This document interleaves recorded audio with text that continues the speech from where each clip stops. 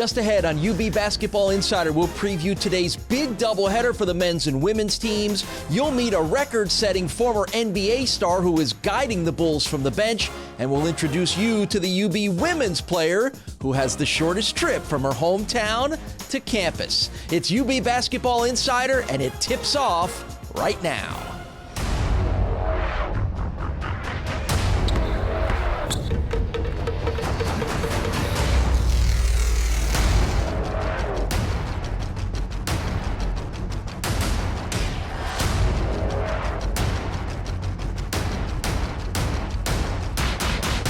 Basket, throws it out top, and it's stolen by Matzenberg.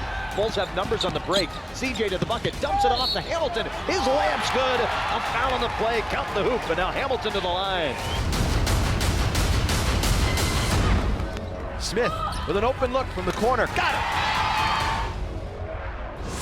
In the final half minute of the first half, Morrison underneath, and she gets the basket. Ball knocked away by Mathenberg, stolen.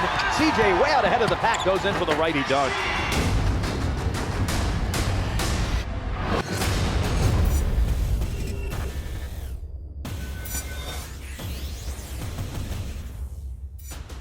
For this week's edition of UB Basketball Insider, we welcome in Bulls Associate Head Coach Jim Whitesell. Always good to see you. Always good to talk basketball with you. And let's talk about a couple of big games coming up for your Bulls. Starting today, a noon tip-off here at Alumni Arena against the Bowling Green Falcons. A little different Bowling Green team that you guys battled right down to the end for the MAC East title last year. They're in a little bit of transition. What can you tell us about the Falcons? Yeah, new coach, a lot of new personnel. This is a team that's like a lot of us in our league is fighting for every win you can. They started out the season very well. Some big road wins, one including at Ohio, won by about 15, 16 points.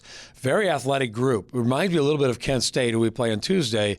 There's a lot of similarities. So we've got to do a great job on the boards, got to do a job to take care of the ball. It's been an area we've been up and down all year about in turnovers. If we can get our turnovers right around 12, Paul, that's what we'd love to be at, 12 or less, because we do like to push it. So you're going to have some in that area, but we like to get our transition game going, but limit the turnovers. So we want the best of both worlds, right? Right. I think Bowling Green's the last team that you haven't faced yet, so you're going to see them twice in the next couple of weeks. They're on a 6-game losing streak, so they're trying to find their way a little bit. You feel like there's going to be some things that your guys can take advantage of? Well, I'll tell you what. I think that it's an unusual that you're playing 2 games in your last 5 against an opponent. And I think it'd be interesting since we haven't matched up against each other. They're very athletic, and you've got very good size in the wings. And inside, they're young. They're a little bit like us. So it's going to be a little bit of who gets the edge there, who puts all the information you've had here throughout the season, gets that together, that knowledge, and can improve on it the next 5 games here, certainly today.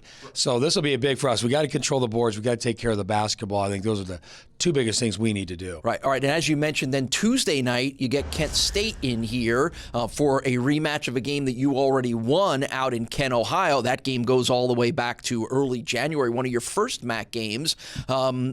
Kent State UB games are always fun. They're always competitive. They're always tight. I think that's going to be a game that fans are going to really look forward to. I agree. It's a good rivalry game. I think we certainly consider it a rivalry game. We know they're very, very good, have been in postseason play for a long time, so they give you a good standard to go against. Our game down there, I thought our kids maxed out in terms of effort.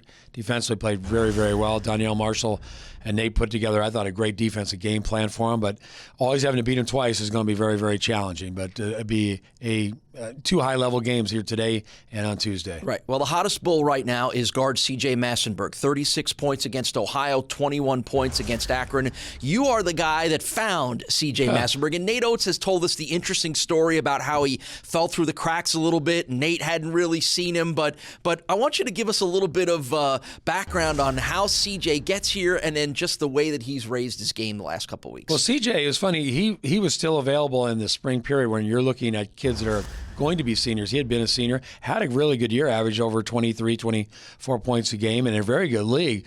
And it kind of had looked at some smaller schools around the area and kind of wasn't sure what he wanted to do and put himself kind of, quote, back on the market. And so we got a lead on him, watched him play in Indianapolis, and in an AAU event, and I thought he played very, very well. I loved his size. That was the thing I really liked because his versatility. I'm a big fan of having guards with big size, and he had good feet defensively. And shooting-wise, looked like there was upside there. I couldn't tell you how great of a shooter he was, but he had good skill level. He could play the 1, 2, and possibly even the 3 at our level. When he came up here, the one thing I was really impressed with him, just talking on the phone and his folks, was his character. I mean, I think that's one thing with CJ is he's a very sincere young guy. He's very polite. You can tell his parents have been very involved with his upbringing, and he's very, very dedicated. I mean, I think here's a kid that, regardless whether he plays very well or very poorly, he always bounces back. He comes back. He studies tape. Nate had him in the office right after every game. He's in there with Nate, going over what he can do to improve. Right. You have coached at all levels of college basketball, but this is your first year coaching in the Mid-American Conference. As we get to the home stretch here, what's your take on the competitive level of the MAC? The thing that impresses me how competitive it is. You know, when I was in the Horizon League, we had Butler. They went to 2 Final Fours, so they were kind of the team that would be in 1A, and everyone else was kind of trying to get to 1B, that next slot.